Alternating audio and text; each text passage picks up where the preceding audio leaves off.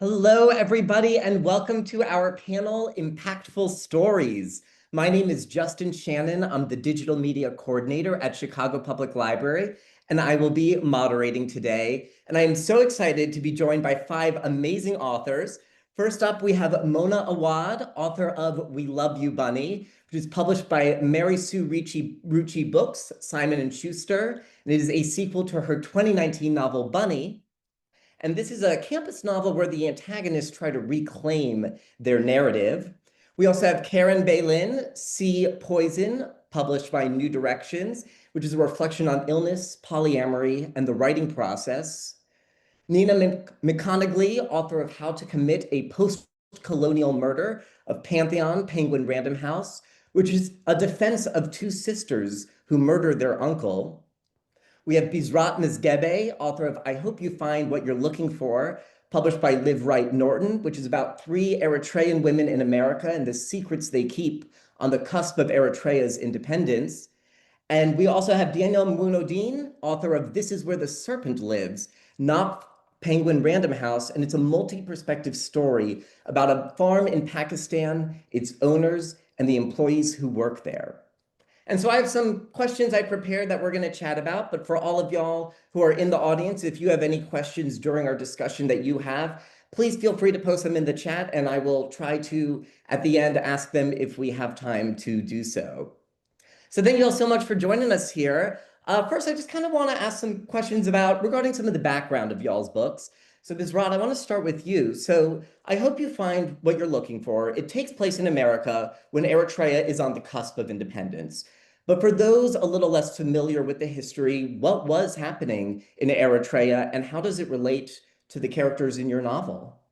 Sure, thank you. The context of the book is Eritrea's war for independence, which lasted for 30 years. It was one of the longest wars in Africa. Eritrea won its independence from Ethiopia, and it's women fought in the war.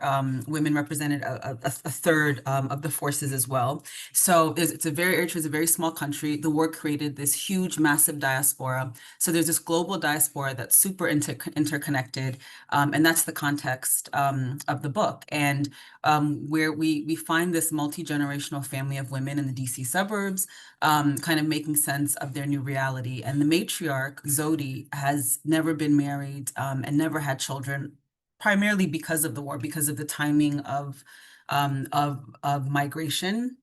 And so she finds herself on the cusp of turning 50, deciding whether she'll embark on a romantic relationship, the first time that she's ever had that opportunity, but she's also exploring a business opportunity that would make that relationship impossible. And for a traditional woman, for maybe a more modern woman, this isn't quite an issue, but for a traditional woman, she finds herself kind of weighing options that she didn't necessarily expect to.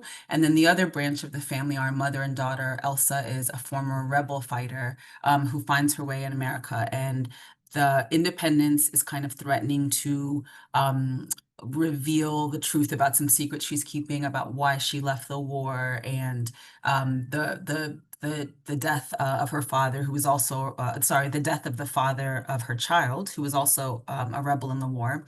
And there's her teenage American daughter, who's kind of seeing the women in her life struggle with the stories they've been told about motherhood and love and war, and kind of grappling with them herself and her kind of coming of age. So it's a multi-generational family drama, but it's kind of intertwined with the drama of a political revolution far away, but nonetheless, that's kind of has real impacts on this family.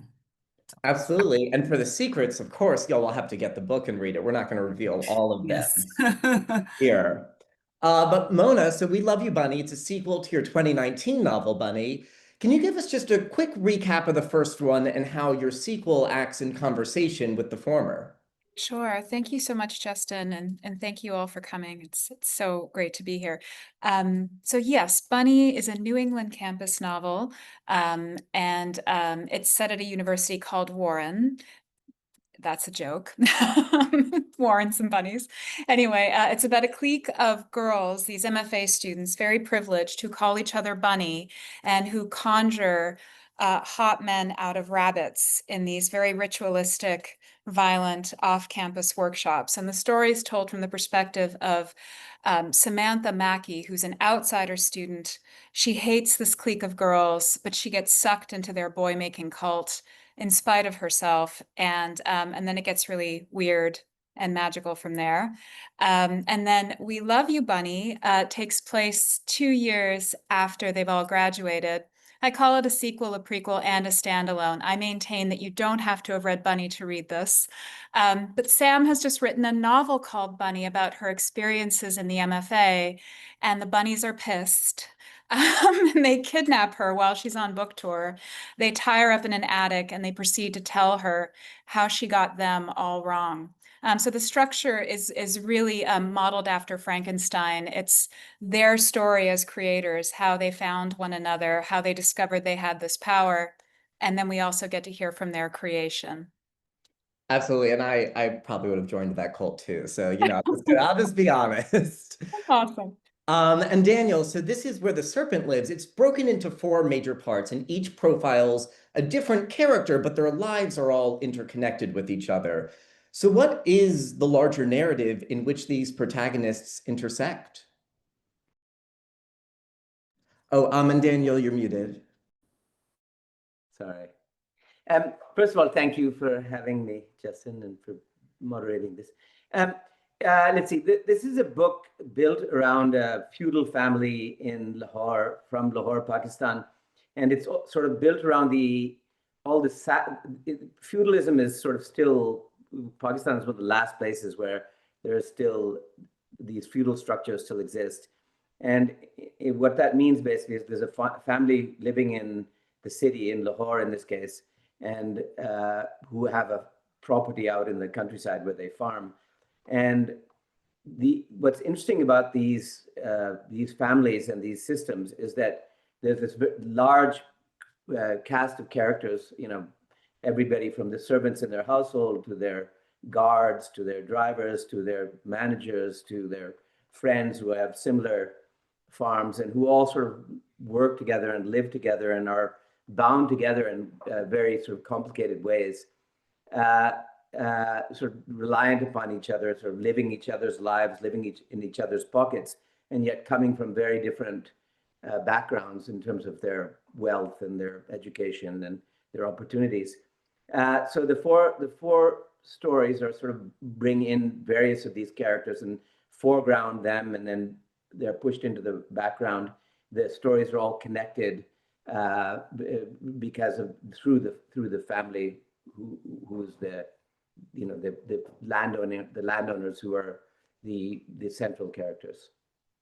Absolutely. And as our conversation goes on, we'll definitely be touching more too on that kind of feudal structure that you explore in it. And then Nina, so from the very beginning, I mean, even from the title in a way, we know that How to Commit a Postcolonial Murder is a story about murder. And in this case, it's about 2 sisters who killed their uncle. But what is it that is causing them to do so? First of all, thank you. Thank you all for having me today. This is only my 2nd book event, so if I seem nervous, I'm sorry about that. I'm just going to put that out there right now. What causes them to kill their uncle? The British. I'm going to say that. No, colonialism, I think, is a huge reason. And my 2 girls are named after. Their names are Agatha Krishna and Georgie Iyer. Their last name is Iyer, named after Georgette Heyer, who I really liked her books as well. And I think I was thinking a lot about sort of sexual violence against women and girls in India.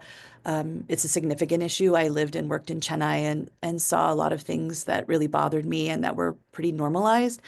And before I started writing this book, I was sort of looking, and in 2021, the National Crime Bureau records in India reported almost 32,000 cases of rape, and a high percentage were committed by someone known to the victim, almost 89%. So I think I wanted to address the violence, and I wanted these girls to have a kind of justice. And I'm not saying anyone should kill anybody, but they have so little agency, and for them, this is the way out, and they do it badly. And I think they feel like systems and things before them made this happen. and it's not their fault. And, you know, I grew up reading a lot of Agatha Christie. I loved Agatha Christie books, and that kind of classic whodunit mystery, which has very tightly plotted, you know, a detective story that focuses on solving a crime through like logic and clues and misdirection. I wanted to play with that, and I think that's where Agatha Krishna was sort of born as a character. Absolutely. And also, I just want to say, you know, for people in the audience, like there are going to be some heavy topics that we touch on because a lot of really good literature does touch on heavy topics. So of course, you know, if anyone in the audience, if you need to leave at all, like just know we will be touching on topics like violence and sexual violence and things like that. And I think like what you said, Nina, I think this also kind of transitioned us to Caren. Your book, Sea Poison, also touches on a lot of heavy topics. One of the major incidents being a botched eye surgery, but there's many other things as well. What is going on in your protagonist, Cumin's life? Yeah, thanks. Thanks, everybody. Yeah, I mean, Sea Poison is a comedy about gynecological crime. And maybe some of you have noticed that in the past, say, 5 years, there's been a lot of gynecological OBGYN criminals who have been sort of exposed for doing their work for 30 plus years. And my initial draft of this was a very serious novel about these things. And then there was a concern that even I would not want to read about it. So it's a really pretty funny book. Not that it's making fun of those things. But one of the ways that it became a comedy is that there's a lot of other stuff going on that isn't just about that. A lot of information and thoughts and like a dawning awareness of what's going on in the profession of like the OBGYN world, and why so many criminals are able to like matriculate and practice in that world. Like that dawning is happening while a lot of other things are going on, many of which are kind of like weirder and sometimes a little bit magical. And one of them is that the protagonist, Cumin Beilin, who's like not based on me at all, is having, has an eye surgery that I wouldn't necessarily call botched. Maybe there's a mystery about why it went so badly. But she has a kind of an eye surgery that turns out to have been unnecessary and alters her mind. You know, the laser travels through her eyes and singes a part of her brain. And she can't write in the same way anymore. Something is really different. Something is very changed. But she's trying to write a book about gynecological malpractice. I guess she's probably trying to write the very serious one that I had initially tried to write. But it's very hard because somebody perhaps intentionally has changed her writing through a horrible eye surgery that might have been part of some sort of larger conspiracy. So more to be revealed. More to be revealed. And that, like, as you're saying, like sometimes through comedy, can be an amazing way to kind of explore these things. So kind of for our next section of questions, I want to talk about identity and kind of the different ways identity manifests. And so Daniyal, the first section takes place entirely in Pakistan, but future sections, American and Pakistani culture norms start to clash a little bit. And how do these differences manifest in This Is Where the Serpent Lives? Yeah, it's a really interesting question. I mean, one way of thinking about this is that this is a book written very much about a Pakistan that is not just unfamiliar to Westerners, but even unfamiliar to a lot of Pakistanis. It's a very specialized world. And yet it's being written by a guy who's, I've been educated abroad, and a lot of my perceptions and aesthetics are defined by my Western education. And it's being written for primarily a Western audience. So there's a lot of translation going on here, in which I'm sort of bringing a Western audience to this unfamiliar place, and hopefully using the images and the stories and the characters as sort of a correlative for images and stories and characters that they experience in their own lives. And hopefully by requiring or by showing them this slightly distorted view of these similar characters and situations, it'll give them a sort of deeper understanding of their own lives. So that's sort of the effort. Absolutely. And then Bsrat, like a primary way that I hope you find what you're looking for explores cultural identity is through the food, whether it's one character having an American hot dog stand, whereas other characters make their money cooking injera. How do different generations of Eritreans interact with their heritage in your book? So Zodi, the matriarch, is kind of the keeper of the flame. You know, she does sell injera, which is like an Eritrean staple, but she's also the keeper of the flame in terms of tradition. But there's a lot of contradictions. She has a lot of dissonance about that. She's the older woman, she's the matriarch, so she feels like she has to keep everyone in line and kind of present the moral stand, the Eritrean moral standard, which is, you know, super traditional and, you know, hewing to the party line. But she's not like that herself. And what I was trying to capture is there's a certain kind of older woman auntie who takes on this moral authority, highly interventionist, keeps everyone in line, but inside is battling, but also is a sheer force of will, and is battling all sorts of contradictions that they kind of project onto other people. And she's someone who, so she sees herself as like the top cop, but the way that she's living her life, she's an entrepreneur, she's seeking a romantic relationship, she does all sorts of wild, bold things, but she thinks that she's keeping everyone in check. So there's something interesting going on there within how she sees her identity and kind of the collective identity. And I think that's common for a lot of people. And then with Elsa and Lydia, who are the, you know, our fun mother and daughter duo, for them, I mean, they're what's preoccupying them is not so much their cultural heritage, but it's their identity as a mother and a daughter, and what they think is what they each expect from each other. And Elsa thinks her job is just to provide and protect because she is a single mother, and she's not responsible really for providing much insight into her interiority or her emotional, you know, the vast emotions that she's grappling with. She just has to make sure that her daughter is safe and provided for. And obviously for her American daughter, that's not enough. And she wants to know everything. And you know, she's constantly prodding, and the fact that she doesn't get the kind of emotional depth that she wants makes her question their relationship as mother and daughter, and kind of her place in the world. So there's all sorts of sticky stuff that's going on with how they think they should show up for each other, and then the kind of stories that they're telling themselves as being kind of Americans and Eritreans and immigrants and all that good stuff. Absolutely. And you do such a great job really portraying that clash of expectations of what those roles should be and what they want from the other. Thanks. And Nina, so your narrator, she calls herself a half and half being at one point, and she goes on to talk that humanity is fascinated with half and half beings. She mentions Ganesha, centaurs, mermaids. How does halfness kind of play out in your novel? Well, I'm biracial. My mom grew up in India and my dad grew up in Ireland, and I grew up in Wyoming. And I think biracial kids grow up to some degree with the narrative that they're the one who has to see both sides, who has to kind of peacekeep and resolve and repair.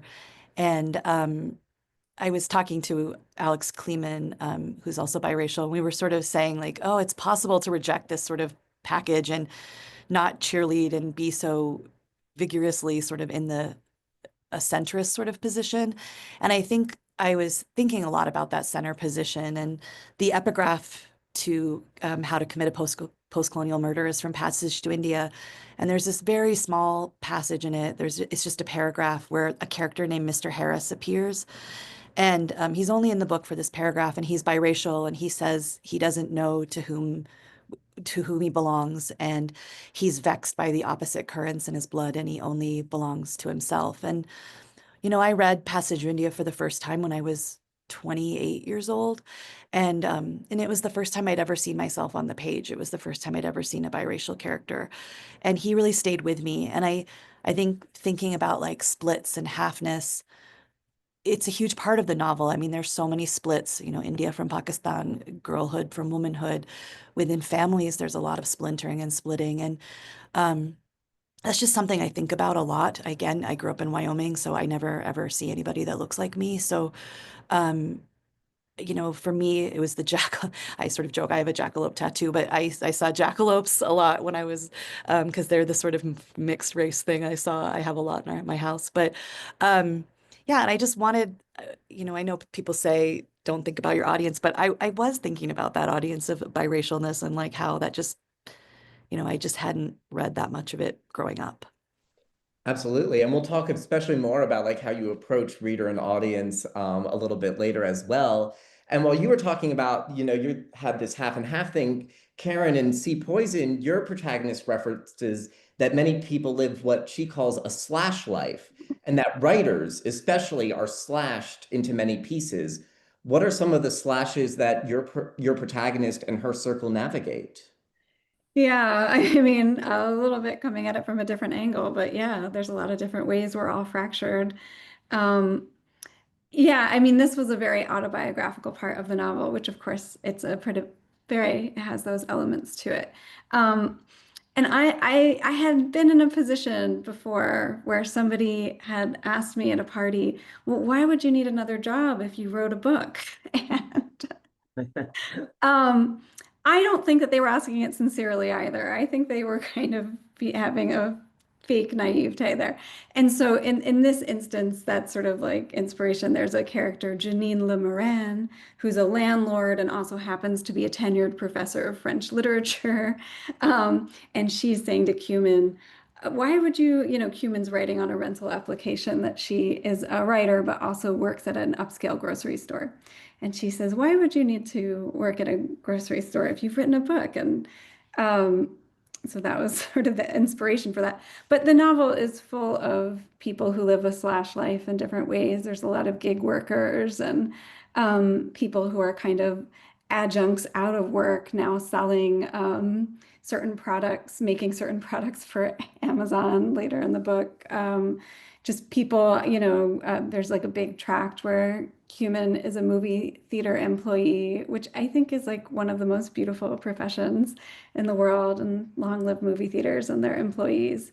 So maybe just celebrating all of the kind of the different elements and fractures in our lives and the ways many people live, doing something that is so honorable and creative and romantic and monumental, such as writing a novel. I mean, like, this is like amazing. And then also something so monumental and creative and strange as working in a movie theater or a grocery store and all those things too. Yeah. Absolutely. And then kind of, speaking of things fracturing, but then coming back together as wholes, Mona, in some ways, and we love you, Bunny, the antagonists are sort of this mind-melded singular entity, but through this multi-narrative structure you have, they also fiercely advocate for themselves as individuals separate from the bunnies. And can you talk about how you explore this kind of push-pull of groupthink versus individual motivation? Yeah, I mean, that was such a huge motivation for writing this follow-up novel. The bunnies were calling to me. And, when you read Bunny, you're sort of seeing this clique of girls through an outsider's perspective. And to them, yeah, absolutely. It's just a hive mind, a cult, a monolith of pastel and cruelty. That's all Sam can see. And so that's all we really see. But in We Love You, Bunny, I wanted to give the bunnies the opportunity to retort. And so to do that, well, they have a collective agenda. They want to correct Sam's impression of their artistry, which they believe to be very false. That's their collective idea. But individually, they also have an agenda too. We get to hear from each girl, and each girl is also making a claim that she indeed is the one responsible for the actual creative magic that occurs among them. So there is this tension between, yes, they are collectively doing this incredible, mysterious thing. They are making boys out of bunnies. But individually, I think they each suspect and believe that it is actually them and only them who is responsible for this thing. And I think in a lot of ways, that's something that's going on in Bunny too. Sam is this authentic, singular creator on her own and really clinging to that outsider identity. She's afraid of becoming part of this group and afraid of losing herself. So there's a lot of anxiety in the book about what it is to be a writer and how to hang on to your voice, and whose story does this story of the bunnies really belong to, is something that just I was really, really interested in digging deeper into in this novel. Yeah. Absolutely. And we're about halfway through our conversation now. So again, for people in the audience, if you do have any questions you want to be asking, now is the time to start positing those forward so that we can, if we have time at the end, for me to ask them on y'all's behalf. But we're going to continue on. So kind of, Nina, I promised, based on something you said a little earlier, I'm like, I definitely want to touch more on that. So I want us to think about a little bit of the structure and the impact of your stories. So in How to Commit a Post-Colonial Murder, you use a second person narration and you address the reader directly, which you kind of hinted at earlier. In what ways do you use that second person narrative style to implicate the reader in the themes of your story? You know, I really wanted to play with form in this book. I have a long space between my two books, so I felt like the longer it took, the more time I had to do whatever I wanted. And I think I'm a pretty sort of non-confrontational and quiet person in life. I think my art is often my activism in many ways, and I think especially growing up in Wyoming, again, where I never really saw a reflection of myself, and now in Colorado, where I live. You know, I live in the American West, which is a place that's kind of rooted in this cowboy myth. And I always like writing about this sort of rural immigrant experience and what it's like to be an immigrant in a place like Wyoming. But when my story collection came out, I did a lot of book clubs where people were like, "Oh, I've never thought about race in Wyoming." And I thought, yeah, you've probably never had to, you know? And really lovely people, I think, who would not think of themselves as racist people, said a lot of things to me that were kind of racist. And so I think there's certain expectations of and exoticism of India and Indianness that people want, and they want to hear about the food, the poverty. And I think in a way, having these second person sections throughout the book, I felt like I could kind of address that directly. And I wanted to look at things like in the American West, like land acknowledgments. I mean, they're very common here. And I wanted to address why I sometimes thought that was kind of performative and a bit of a hollow gesture, and fails to kind of lead to meaningful action. And I really wanted the reader to maybe read those sections and ask, what am I doing? And, you know, the other thing I have in the book is I have all these quizzes that are directly out of my growing up. I used to teach an Indian folklore class at the University of Wyoming, and a lot of Indian folk tales a lot of Western folk tales end with a marriage, and a lot of Indian folk tales open with a marriage, and they're sort of instructing girls on how to behave throughout the marriage. And I started thinking about, like, was I instructed? And, you know, my mom, she's a pretty modern Indian person, but she didn't teach me a lot of things like shaving my legs or doing that kind of thing. And so I learned it from magazines like 17 and Teen.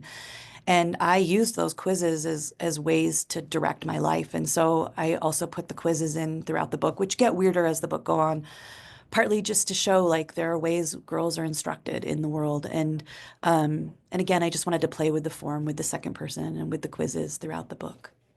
Yeah, it was a really fantastic use of form there. I really did love that a lot. And kind of thinking about like, so like you brought in sort of, you know, quizzes and outside materials, and Caren C. Poison, you bring in a variety of other works, in part because Cumin is herself a writer. And one person who you particularly quote from a lot is Shusaku Endo's The Sea and Poison.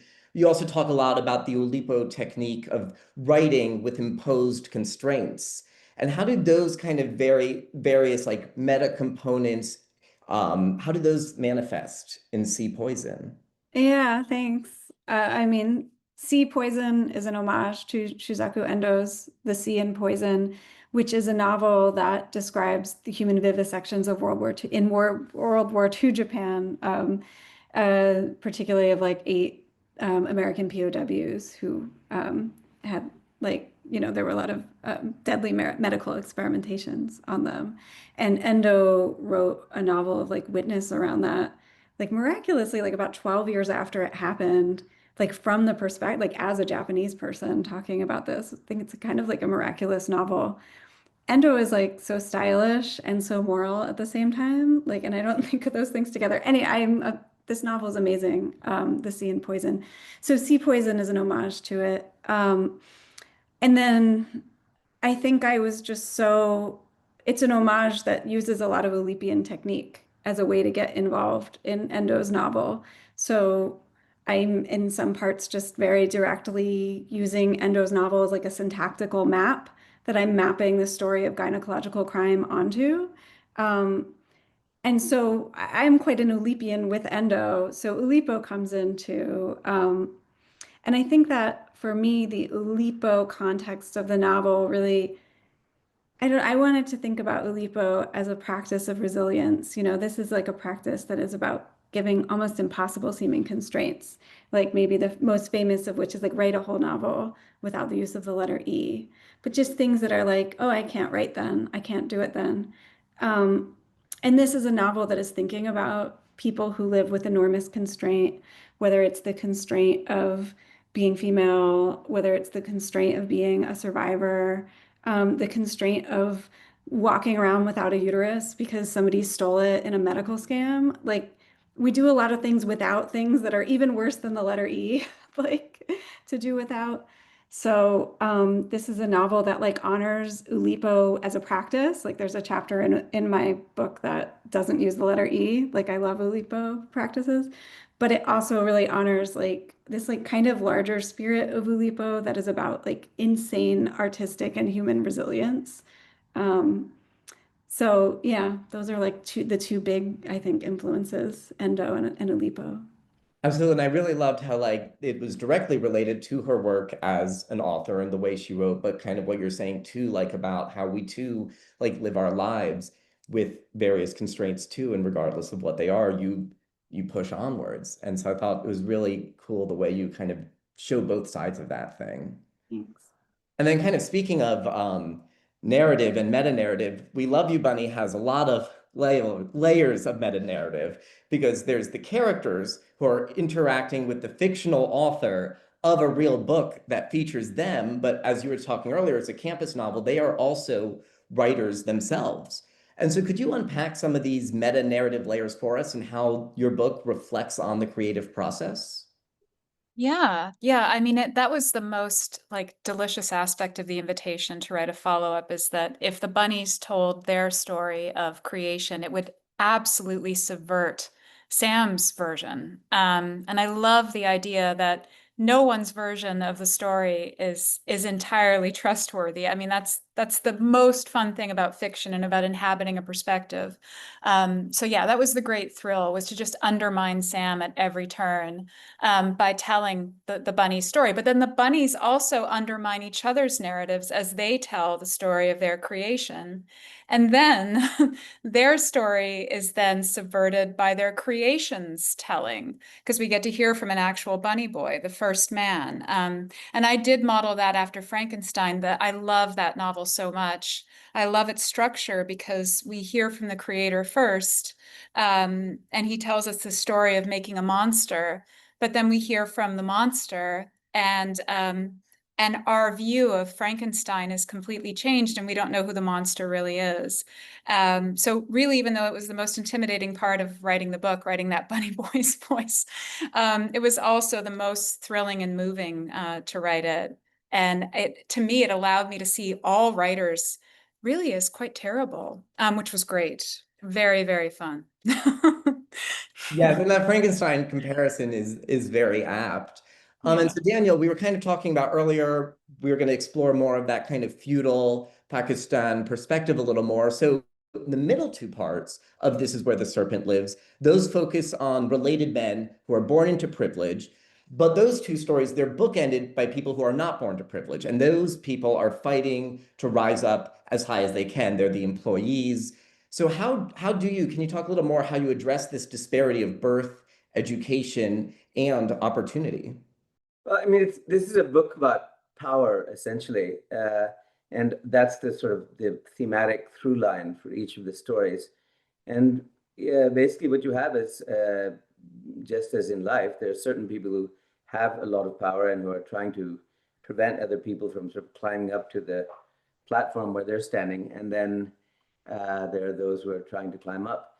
What's interesting about Pakistan and about writing a story like this about Pakistan, or these stories, is first of all that these people all live together. They sort of all live in each other's pockets. So, I mean, in the West now, the rich more and more are managing to sort of put themselves into these, rich ghettos where they are isolated from the rest of the population. In Pakistan, all these guys are living together, and then within that, while the poor are paying lip service to the powers and the identities of the rich, yet essentially what the poor want, and especially more and more today want, is to join the power class. So the idea was to show the ways in which these guys are all sort of working against each other and with each other to achieve the same end, which is to become part of the overclass.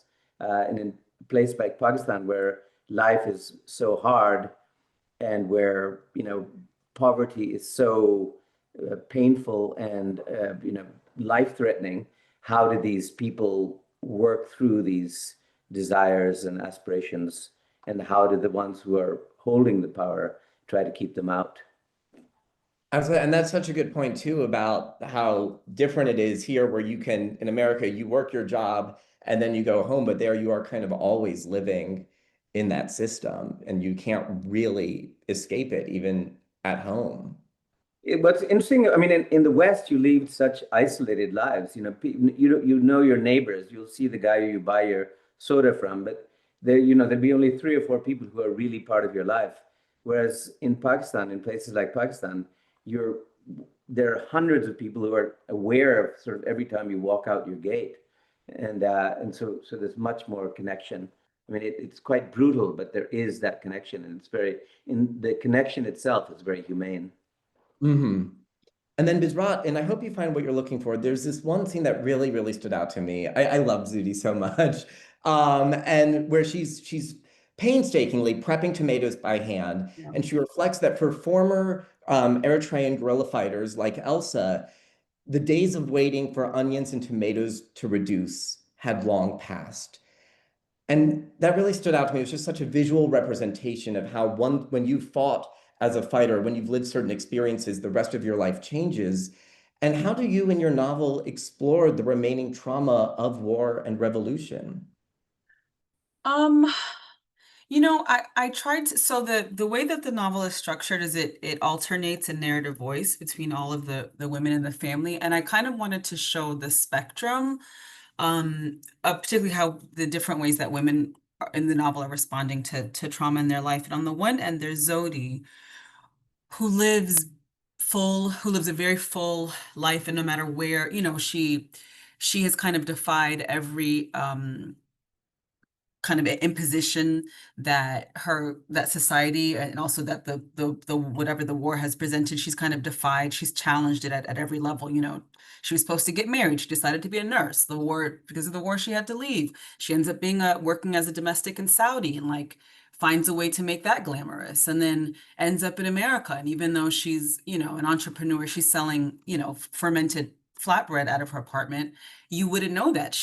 Has her Chanel sunglasses, and she creates fake wedding registries at Williams and Sonoma. She's just, her presentation is to still make the most of life.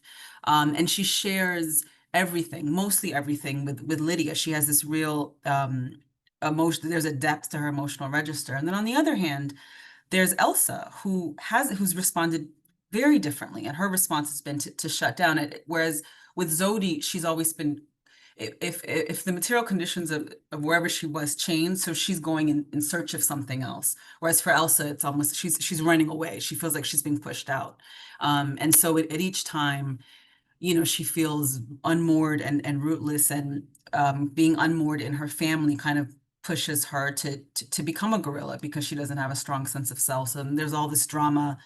When she's in the war, she feels like she's not heroic enough, because there's a story that people tell themselves about what it means to be heroic in battle, and she doesn't think that she meets those standards. And so there's all this weight and shame, and she ends up being very repressed. And so I kind of wanted to counter, to show that there are different ways that people respond to the forces beyond their control, and you always have some control over it, but I wanted to show how people respond differently. there's very different ways to kind of make a life for yourself despite the circumstances that you find yourself in. And Lydia, who's the American kid, is watching both of them and kind of collecting data and figuring, well, how do you do this? How do you become a woman? How are you a mother? How do you make space for yourself when the temperature gets hot? So yeah. So there's different stories in the book about trauma responses, I would say. Absolutely, and it's very interesting with the inclusion of Lydia to see how these Yeah. people who have lived through it, how their Yeah. experience, then kind of how like trauma can be epigenetic in a way, Mhm. and kind of though she has not lived those experiences, No, but she feels it. Yeah. informs her and her being. Yeah. So Nina, I want to talk a little bit about kind of when we were chatting about like what causes them to murder, and you talk about, you know, the British and imperialism. You kind of in your book, you tie colonialism and resources extraction together. And how do you explore those two concepts in the book? Well, I think first of all, I grew up in an oil and gas town, and I'm the daughter of a petroleum geologist. So I think about extraction all the time as a kid, especially oil and gas, because that we were lived through a lot of busts.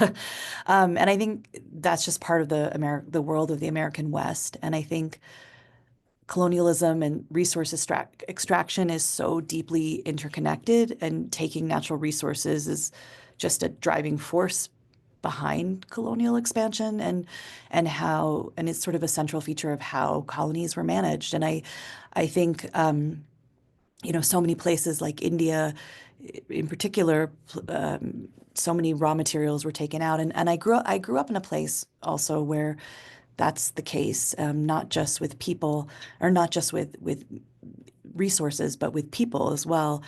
And I think I thought about the other ways we extract people. It can be from their labor, it can be from their domestic labor, appropriating from people, surveillance, bodily and sexual exploration. There's just so many ways people are exploited, and it doesn't just happen to the earth. And I think women in particular, whose kind of labors and emotions and bodies are kind of treated as resources, is something I thought about a lot. And again, a lot of it just goes back to my childhood of you know, my dad being a geologist, and that was just part of yeah. I grew up around pump jacks and oil derricks everywhere. So I just think you can't avoid thinking about it. My town is framed by refineries. So, yeah. Yeah, and then also kind of, you know, thinking about people and people as labor. So Daniyal, was there in this is where the serpent lives, because it is kind of focusing on a different person in each of the sections. Was there a certain character story that came to you first, then the rest of the characters were fleshed out around that central figure, or was there a different kind of central kernel from which everything developed? Um, I've written one previous book, and the characters in the previous book reappear in this book, and then there are more added. But what I've been aiming to do is to sort of create a canvas, and because it's such an unfamiliar place, and because even for Pakistanis it's unfamiliar, and I'm uniquely, well, there are very few people who've seen this system with the intensity and closeness that I've seen it. So part of it has been quite consciously to select, you know, representative characters who can shed light on a particular aspect of the story, and you know, so they'll be foregrounded and then brought to the fore, or backgrounded. And yeah, so the choices were quite consciously made, and were, I mean, I started with the family who owns all the stuff, the owners, and then started, you know, dotting in the ones who came after, and then just thinking about stories and thinking about how a particular story would add to the overall picture. It was sort of like putting together a puzzle. Yeah. Yeah, no, it's definitely I mean, that's part of the joys of it. Yeah. And then Mona, we have a question from H. Warden from the audience. Sure. So they wrote that humor and horror coexist so naturally in your books. Do you think of humor and horror as opposite things, or are they part of the same emotional landscape? Oh, absolutely part of the same emotional landscape. I mean, just look at Key and Peele. I mean, no, and even Rosemary's Baby. I mean, so much horror has comedy. The slasher is filled with comedy. You don't know if you're going to laugh or scream. And I think part of it is just the way in which the scare and the joke are structured. It's all about creating tension and then release. But the beautiful thing about including comedy is that you do the wind up, you think you're going to be scared, and then you laugh. Well, that means that the scare is still coming. So it actually ends up escalating tension rather than de-escalating it. So it's actually a very useful tool in horror, I think, to make horror even more unsettling. And I'm just always drawn to comedy because that's how I get through my own dark side. Yeah. Absolutely. And I think too that goes to what you were saying, Caren, earlier about how you were originally going to write this very serious take on kind of the like kind of that sexual violence, especially in the medical industry, but then you kind of went with this more comedic or dark humor approach. So is there anything more you also kind of want to say too about kind of this concurrent horror and comedy on whether that's in the same plane in your book and how one informs the other? Yeah, I'm so vibing on what Mona is saying. And I'm so curious, like one of my biggest inspirations in recent years has been the film Midsommar, which I think is like one of the funniest films of all time. So, and something about We Love You, Bunny kind of has like a little bit of a Midsommar vibe to me. But I think, yeah, like The Shining, I think is the funniest. It's like the most comedic movie of all time. It's so funny. Every moment of it is so hilarious. So yeah, I mean, I feel like at this point I have to acknowledge that my books are very like they're comedies, but I didn't know that initially. Like with my last book, Revenge of the Scapegoat, like my publishers told me it was funny. I was like so serious. I was like, what are you talking about? I'm trying to say something. And they like put on the cover like a comedy. And I really didn't know. But I think that that's now I kind of know. Now I'm a little bit more in on it. And then I get to have even more fun and be like even more embracing of the form. But I think that that's almost like a big important part of comedy that you're just like really serious too. Like you're just like dark and serious.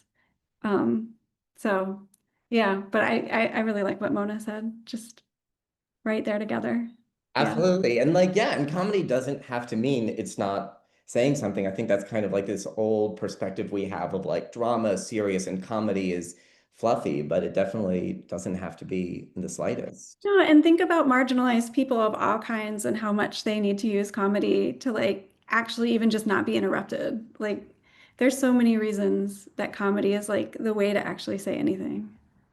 Absolutely. Well, I want to say thank you so much for joining us today, for sharing a little bit about your books with everyone here. I hope y'all in the audience are excited about these books and are ready to snap them up when they come out. And I really appreciate all five of you for just sharing and giving such powerful reflections on both the stories that you're talking about, but also too in the way that you have approached and crafted y'all's stories.